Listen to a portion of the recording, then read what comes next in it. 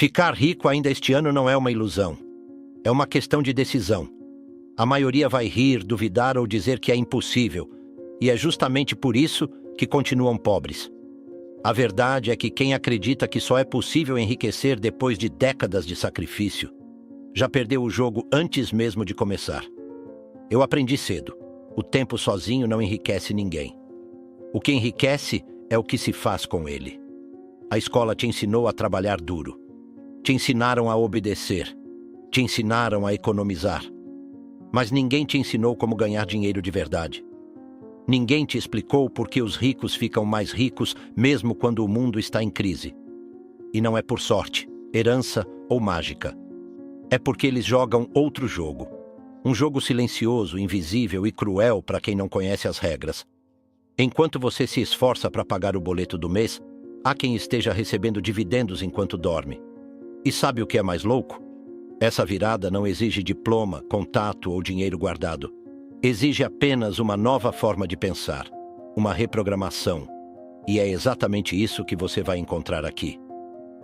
O passo a passo, o caminho, a fórmula, com exemplos reais, estratégias aplicáveis e uma única meta: sair da estagnação. Se você já cansou de se sentir travado, de contar os dias até o próximo salário e sente que merece mais, mesmo que ninguém tenha dito isso para você, então continue aqui, porque ao final desse conteúdo, você nunca mais vai olhar para o dinheiro da mesma forma e vai entender por que tantos continuam lutando, enquanto poucos simplesmente constroem riqueza com leveza, clareza e direção. Sempre me impressionou como as pessoas conseguem viver décadas inteiras sem entender a diferença entre um ativo e um passivo. Eu mesmo cresci observando dois tipos de mentalidade. Meu pai pobre, que acreditava que um bom salário resolvia tudo, e o pai dos meus amigos ricos, que só falava sobre adquirir ativos. Foi aí que percebi: riqueza não está no que se ganha, mas no que se constrói com o que se ganha. A maioria pensa que está avançando quando financia uma casa, compra um carro novo ou faz um upgrade no celular. Mas eu aprendi cedo que essas coisas drenam dinheiro. Ativos colocam dinheiro no meu bolso, passivos tiram. Uma regra simples, quase infantil, mas que o sistema insiste em embaralhar. Quando internalizei isso, deixei de querer parecer rico e comecei a construir riqueza de verdade. Minha primeira experiência com um ativo real foi quando comprei um pequeno imóvel e aluguei. Enquanto outros ostentavam bens que exigiam parcelas mensais, eu recebia um fluxo constante, silencioso e fiel. Não foi sorte. Foi foco. E com o tempo, esses pequenos ativos se multiplicaram. Eles não tinham status, mas tinham poder. Um tipo de poder que o mundo ao meu redor parecia ignorar. Vejo tantos adultos repetindo o ciclo. Trabalham, ganham, compram passivos e voltam a trabalhar. E ainda acreditam que estão no caminho certo. Me incomoda porque não é culpa deles. É o que ensinaram. Mas eu sei, por experiência própria, que só há um jeito de sair desse ciclo: começar a acumular ativos, mesmo que pequenos, e ignorar o ruído do consumo disfarçado de conquista. Ao longo dos anos, abandonei a lógica de comprar coisas que brilham e comecei a adquirir coisas que produzem. Ações que pagam dividendos, imóveis alugados, pequenos negócios que funcionam sem mim. O jogo mudou quando entendi isso.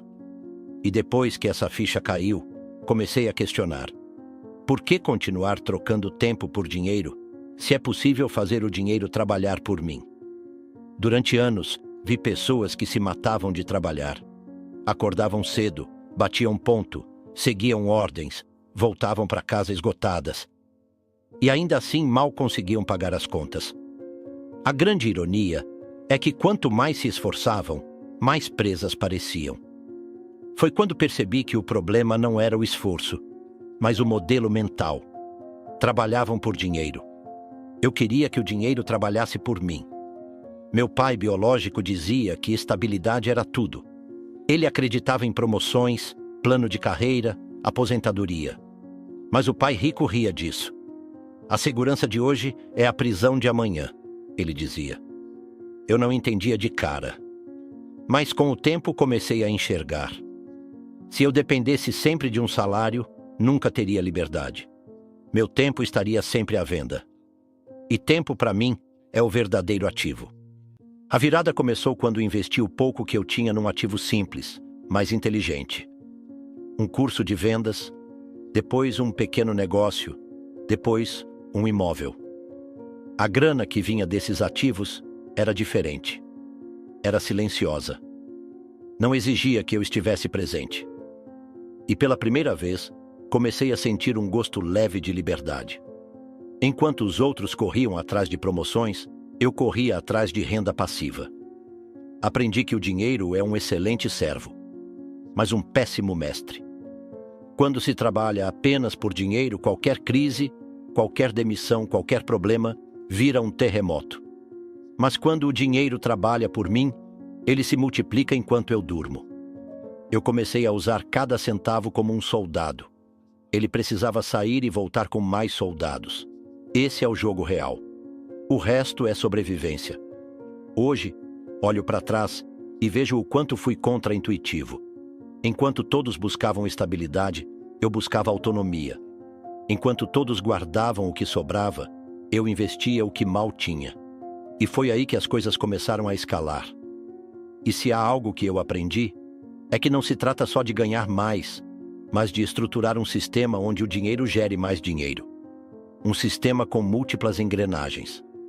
A maioria das pessoas vive com uma única torneira financeira aberta. Se ela seca, tudo desmorona. Essa dependência de uma só fonte de renda é um risco que poucos reconhecem. Desde cedo, aprendi que a liberdade financeira só vem quando se tem opções. E opções nascem de múltiplas fontes de entrada de dinheiro. Um salário é frágil. Um fluxo diversificado é poder. Meu primeiro passo foi o básico: transformar meu tempo em serviço. Mas rapidamente percebi que isso tinha um teto. O segundo passo foi investir o que ganhava em ativos. Um imóvel aqui, um pequeno negócio ali, depois dividendos de ações. Cada um gerava um fio d'água. Juntos formavam um rio. E esse rio continuava correndo mesmo quando eu não estava mais na margem. O erro mais comum que vejo é o apego emocional ao emprego, como se ele fosse um porto seguro. Mas, na verdade, é uma ilha cercada de incertezas. Já vi empresas sólidas ruírem, setores inteiros evaporarem. Quem sobreviveu? Aqueles que tinham outras entradas. Um e-commerce, uma franquia, um canal digital, até mesmo uma horta vendendo orgânicos na feira. O formato muda. O princípio permanece. Não se trata de ser um gênio. Trata-se de plantar sementes. Algumas demoram, outras crescem rápido. Lembro quando criei uma fonte de renda com um curso online sobre finanças básicas. A receita veio devagar no começo. Depois escalou. E o melhor, era automático. Criei uma vez, vendi por anos. Era como uma árvore que eu só precisava regar de vez em quando. Com o tempo, percebi que cada nova fonte de renda me dava mais tempo para pensar, criar e reinvestir. E quanto mais entrava, menos eu dependia de qualquer uma delas. Era como construir uma casa com vários pilares. Se um caísse, os outros seguravam. E isso me fez perceber que a verdadeira educação não era apenas sobre dinheiro, mas sobre como fazer o dinheiro se multiplicar por conta própria. Sempre me perguntei, por que a escola ensina sobre o ciclo da água, mas não sobre o ciclo do dinheiro? Cresci ouvindo que bastava estudar para conseguir um bom emprego, mas ninguém me explicou o que fazer com o dinheiro depois que ele caísse na conta. Foi só quando comecei a estudar educação financeira por conta própria que tudo mudou. E desde então, nunca mais parei. Ler sobre dinheiro se tornou um hábito tão natural quanto escovar os dentes. Um dos primeiros livros que me abriu a mente foi O Homem Mais Rico da Babilônia. Depois vieram Pai Rico, Pai Pobre, que eu mesmo escrevi para tentar despertar as pessoas. E O Investidor Inteligente, de Benjamin Graham. Cada página me libertava um pouco mais da ignorância que aprisionava tantos ao meu redor. A educação financeira não é uma matéria que se estuda uma vez e pronto. É um treino contínuo. O mundo muda, Os mercados mudam, as leis mudam. Já vi pessoas perderem tudo por confiarem cegamente em conselhos de amigos desinformados. Já vi outras multiplicarem fortunas apenas porque sabiam ler um balanço, analisar um ativo, interpretar uma tendência. Informação é o novo ouro. Meu pai rico dizia que quem não lê vive eternamente à mercê de quem lê. E é verdade.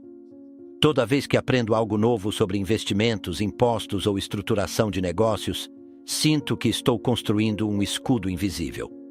Um escudo contra a manipulação, contra más decisões, contra a estagnação. Quem aprende mais, erra menos. E no mundo do dinheiro, errar custa caro. Hoje, com tantas fontes disponíveis, livros, podcasts, cursos, vídeos, mentorias, não há mais desculpa para não aprender. O conhecimento está a um clique. Mas ele só funciona se for aplicado. Leio todos os dias, às vezes 5 páginas, às vezes 50. Não importa. O que importa é manter a mente em expansão constante, porque quanto mais eu aprendo, mais eu vejo onde usar o dinheiro dos outros. Demorei a entender que os ricos raramente usam o próprio dinheiro. No começo, achava isso estranho. Depois, percebi que fazia todo o sentido. Quem só cresce com o que tem no bolso, cresce devagar. Quem aprende a usar o dinheiro dos outros com inteligência, avança como um foguete. É a alavancagem que separa quem anda de quem voa. A primeira vez que usei o dinheiro de terceiros foi comprando um imóvel financiado que se pagava com o aluguel. Eu não tirava um centavo do meu bolso, mas o ativo crescia. O inquilino quitava a dívida e o valor do imóvel subia. Era como um jogo onde alguém movia as peças para mim. Desde então, comecei a olhar para o crédito como ferramenta, não como inimigo. Mas há uma linha tênue entre alavancagem e irresponsabilidade. Eu nunca usei crédito para comprar passivo. Nunca peguei empréstimo para viajar ou trocar de carro. Hoje, quando olho para trás, vejo que a corrida dos ratos era confortável, mas sufocante. E o mais perigoso é que ela recompensa a obediência. Mas a liberdade exige questionamento, exige coragem e, principalmente, exige uma mudança no foco, de sobreviver para empreender. Porque é quando se começa a criar valor no mundo que a verdadeira transformação acontece. Sempre achei curioso como as pessoas passam horas pesquisando onde o feijão está 10 centavos mais barato, mas nunca gastam 5 minutos pensando em como gerar R$ 1.000 a mais por mês. É o vício da escassez. A mente treinada para economizar vive limitada. Já a mente treinada para criar valor vive expandindo. E riqueza, no fim das contas, é resultado direto do valor que se gera, não do quanto se deixa de gastar. Quando decidi empreender, não foi porque queria ser meu próprio chefe. Foi porque entendi que era o único caminho para não depender dos outros. Trabalhar para alguém sempre coloca um teto no que se pode ganhar. Empreender é arriscado? Claro. Mas não empreender também é. Só que o risco do comodismo é invisível. E por isso, é o mais perigoso de todos. Minha primeira empresa foi pequena, simples, quase ingênua, mas ela me ensinou que tudo se resume a resolver problemas. Se alguém está disposto a pagar por algo, é porque tem uma dor. E se eu souber resolver essa dor melhor do que os outros, eu venço o jogo. Já vendi carteiras de nylon, já criei cursos, já abri franquias. Cada negócio foi uma lição. E cada lição me ensinou que valor não tem limite. Preço tem. Muita gente passa a vida tentando cortar gastos. Troca o cafezinho, cancela o streaming, para de sair de casa. Mas o problema não é o cafezinho. O problema é ganhar pouco e pensar pequeno. A energia que se usa para economizar poderia ser redirecionada para criar um produto, um serviço, um canal, uma solução digital. Algo que coloque dinheiro na mesa sem que se tenha que pedir permissão a alguém. Hoje, vejo o mundo como um grande campo de oportunidades. Cada necessidade, cada reclamação, cada ineficiência é um convite para criar algo novo. E quanto mais valor se entrega, mais portas se abrem. Por isso parei de perguntar: como posso gastar menos? E comecei a me perguntar: como posso gerar mais valor agora? Porque o medo trava. Mas é o medo justamente que deve ser enfrentado. Medo não é o problema. O problema é ser dominado por ele. Vi pessoas brilhantes desperdiçarem décadas com ideias engavetadas por puro receio de errar. O medo paralisa mais do que a pobreza. Mas o curioso é que ninguém nasce covarde. A covardia é ensinada, é plantada aos poucos. Não mexa com isso, isso é arriscado. Melhor garantir o seu. Essas frases parecem proteção, mas são grilhões. O medo que eu mais enfrentei foi o de perder dinheiro. Cresci ouvindo que dinheiro não nasce em árvore. E de tanto repetir, comecei a acreditar que perder 1 centavo era um fracasso. Só que quando vi os ricos de perto, percebi que eles perdiam mais vezes do que ganhavam. Mas quando ganhavam, ganhavam grande. Eles não apostavam tudo. Eles faziam cálculos. Eles erravam pequeno e acertavam gigante. Assumir riscos calculados não é pular no escuro. É entrar com lanterna, bússola e um plano de fuga. Eu nunca investi sem antes estudar o terreno. Quando entrei no mercado imobiliário, já tinha lido livros, analisado bairros, entendido leis. Quando investi em ações, fui atrás dos fundamentos, dos ciclos, da psicologia do mercado. O risco sempre existiu, mas eu me preparei para ele. E isso fez toda a diferença. Também aprendi a usar o medo como bússola. Se algo me deixava desconfortável, mas não era mortal, provavelmente era ali que eu devia ir. Lançar meu primeiro livro, fazer minha primeira palestra, abrir minha primeira empresa. Tudo isso me deu frio na barriga. Mas foi esse frio que me tirou do lugar. Não existe crescimento na zona de conforto. E não existe riqueza sem desconforto. O medo ainda está aqui, em algum canto. Ele me observa, mas não me comanda. Eu aprendi a conversar com ele, a usá-lo, a respeitar, mas não obedecer. E foi quando comecei a agir, apesar dele, que descobri um novo universo de possibilidades. Porque, no fundo, tudo muda quando se aprende a transformar o medo em movimento. E o movimento é o que abre caminho para a riqueza real. Agora que tudo está claro, só restam 2 opções: continuar vivendo no piloto automático ou finalmente tomar as rédeas da própria vida financeira. A pergunta que fica não é: será que funciona? Bote mais sim. Por quanto tempo mais você vai aceitar ganhar menos do que vale? Por quanto tempo vai trocar horas de vida por migalhas de salário e promessas de estabilidade?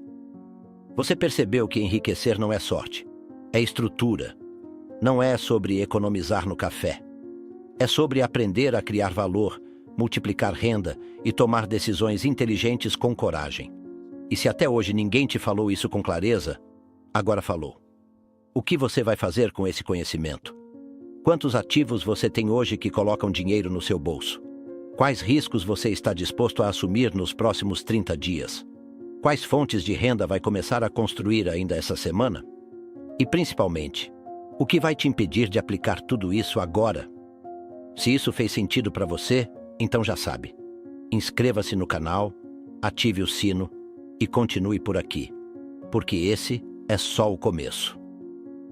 O próximo conteúdo pode ser o que vai virar a chave de vez na sua vida financeira. E dessa vez, você não vai mais andar em círculos, vai avançar.